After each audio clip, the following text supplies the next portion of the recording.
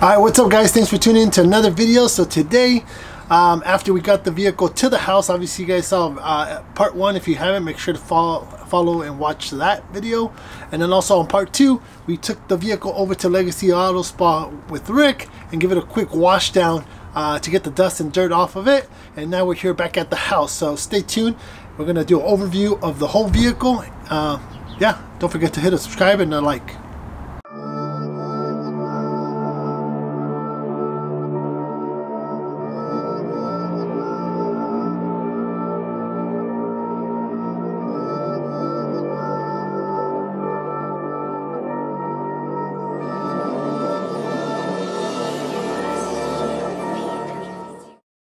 So I appreciate you guys following this channel. A lot of you guys are coming from the Eclipse DSM community. You guys have been here for the last several years. And for those that are new to the channel, from the Land Cruiser builds, we're going to be doing this on Thursdays. So stay tuned for all DSM stuff on Thursdays, and on Tuesdays you're going to see some of the Land Cruiser overlanding stuff. But overall, it's a full mixture of all types of videos and car stuff. But yeah, let's get you around the car so you guys can see what we're working with. They did do a taillight swap, so they went with the old school Altezza taillights. They also color matched the center. The exhaust was modified. They did put an old school Dunk megaphone. If you guys don't know what that is, maybe Google it. I don't even know if there's anything on it, but this is old school 90s, early 2000s exhaust system, so it's pretty cool that the vehicle has it. So obviously we're going to do an OEM restore style OEM plus, so we're going to get rid of these lights and we're going to go ahead and put the original ones on there because they look a lot cleaner than these. So put these GSX emblems here, which is obviously not part of the vehicle, so we're going to go ahead and take those out too. It is missing the Mitsubishi letters here, and it is missing the GSX here. The rear hatch, the glass is clear, so it's never been tinted as far as I know of. So as of now, there is no window tint. So glass, it still has the OEM factory. Their brake light is not functioning because the bulb burned down the thing. So I'll open the hatch here shortly to show you guys some rust issues right here. Obviously the water probably ran and sat here, and it has the same issue on the other side as well. But pretty much those are the only two imperfections really in the back half of the vehicle. As you guys can see, it does have the OEM GSX traditional wheels. It is sitting on some Falken Zayaks. They are 215 50/17s. The vehicle has been lowered. I can't really tell what type of springs are in there or shocks, but you have that OEM look to it. The side skirts are faded, so it does have a different tone to it, but other than that, they're perfectly good shape. We are going to remove this, but we're going to do a little prayer for them, you know, whoever this was. But they had also a top fuel sticker here, but if you guys can notice, again, no window tint, super clean. The glass isn't scratched. Once we come into the front fender, the clear is peeling, so I don't know what happened to this area and also the hood, but the clear is peeling. It is sporting some early 2000 or 99 or late 90s, early 2000 clear markers. Those are pretty clean. Other than that, it's going to need some brakes discs, or at least for my taste. This top piece here is a little faded, not too bad, but we could probably restore that. One of the key things of this vehicle, and it could have been replaced, but I don't think so, is this molding right here. If you guys know, you pretty much know that these are pretty hard to find in this condition. These are pretty good, in pretty great condition. The sunroof has some little, you know, just some wear and tear, but it is functional. It still has the rear wipers and the squirter on top. What I did notice here is that the front bumper obviously has some damage at the bottom. It does have a gritty front mount, so that's old school. They did paint the fog lamps. I like them black, but you could obviously tell that there was some type of damage right here because I mean the hood's not completely closed, but the way this is facing down, so I think the latch or something, this was pushed down, so we got to fix that. and obviously the headlights are worn out, so we got to do a restoration on those and see how those come out. If not, then we'll go ahead and replace them. Some more hood damage on the clear and on the fender. You could tell there's the fender here is missing some bolts, so we gotta get that in there. Same thing on this side, the side skirts are a little faded, but other than that, a really good solid vehicle. No dents, just some minor scuffs, but that's about it. And then let's go inside. For those that know, this is a common issue, so we're gonna have to replace this. I don't want a black one, I want it to be silver, so hopefully we could get that taken care of. So obviously we're gonna have to unlock it from this side. Be careful with that one, and then open the door. Coming to the passenger door, there is a crack here. It is missing the little cover plate for the screw.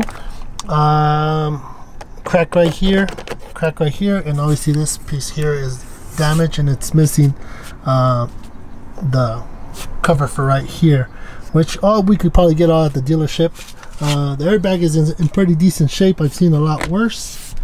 This is the great interior. The only pretty bad pieces is the seats.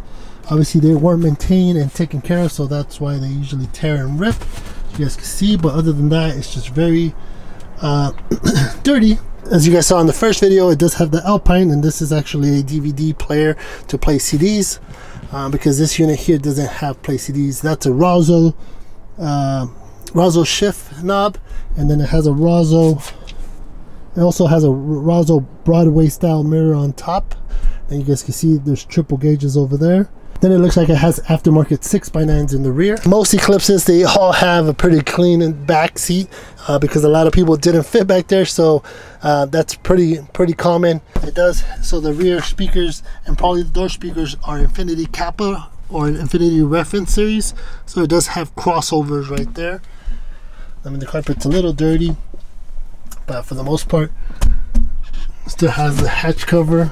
I mean, it's pretty solid. A lot of the times, brakes in a certain spot over here. Good thing that this one hasn't, so that's pretty good. This is always a plus, that because the little plastic that breaks is actually part of the dash, and you can't replace it. So good to know that this works really well. On the driver's side, this also is broken here. This molding is a little high, so it needs to probably be pushed down and set in. But it's also a bunch of little stuff. This piece is cracked here, so is this vent up here. Obviously carpet's dirty. As you guys can see, the dome lights do work underneath. A lot of bad wiring on the alarm system is hanging. It's really dusty. Obviously the seat is bad on this side. The ceiling or the roof does have has been repaired. They did like some type of suede, gray suede. It looks okay. It's not the best, but it's not bad. Gauges are connected to the ignition. It does have these OEM Mitsubishi keys.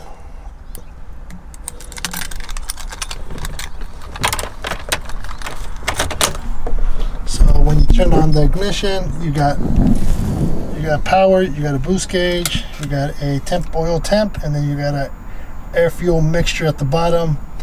I don't know how accurate these are, but they do work. Well, at least I know this one, the boost gauge, and also the air fuel ratio mixture. I don't know if this is currently working. I just got to check the wiring, but it is a triple pod setup head unit. I don't know what happened to the display. It's not working.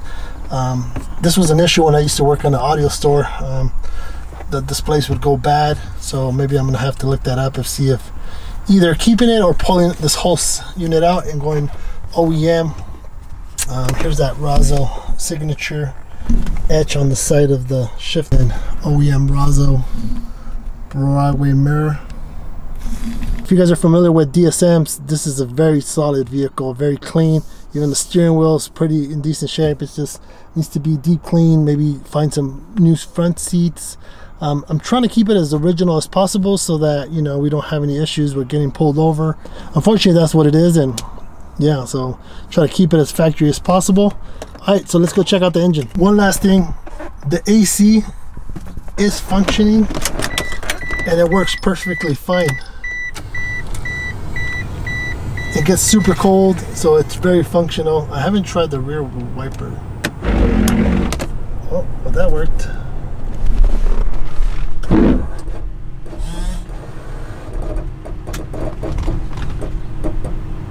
Well, that worked.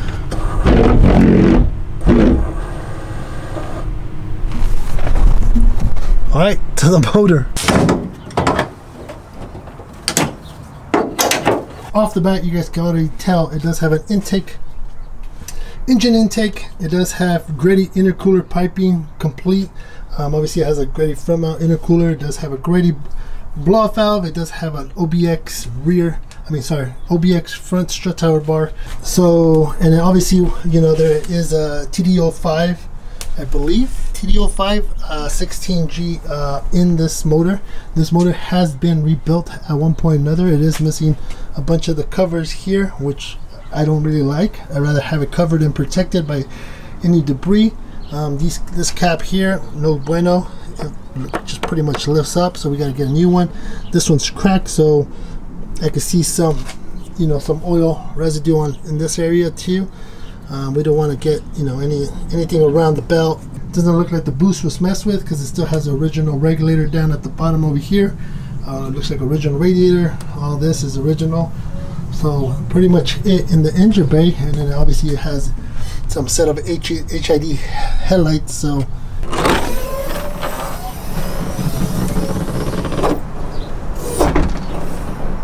alright, so in the rear trunk, right off the bat, you guys see that it does have this. I love this because it covers all your home trunk space. It does, as you guys can see, this normally doesn't go there. It goes down over on this side. It looks like for some reason the previous or the first owner cut out the spare tire mount. I have no clue why, but they filled in the holes. Obviously it had an audio system, or it had an amp back here, so they relocated this on this side. One of the issues the taillights have, if you look at, and I'm gonna have to do some research, is when you click it, the lights stay on. So it might just be the switch by the pedal, so I gotta test that and see how that works. But yeah, we can't have that doing that the whole time. So but other than that, I think it's only missing this cover on this side because it has one on this side. It does have the little door here. This is not functioning just because it did burn out the plastic, so they went ahead and took out the bulb. But yeah, it's pretty solid car. So hopefully you guys enjoyed the video of the walk around of the 1997 Mitsubishi GSX that I just picked up. Again, big shout outs to Abraham for hooking this up and making this happen, and obviously for everybody that's been here since Save the Eclipse days. I appreciate you guys, and for sticking by, and even through all the other content that I've been putting. But make sure to keep watching every Thursday on my YouTube channel for any type of DSM content. So I'll have more videos on this and some of the stuff I'll do, a lot of maintenance stuff first and foremost, because we want to make sure that this vehicle runs as smooth as possible and as long as possible. But yeah, I appreciate you guys. Stay tuned. Make sure to hit a subscribe if you're new, and we'll catch you on the next video.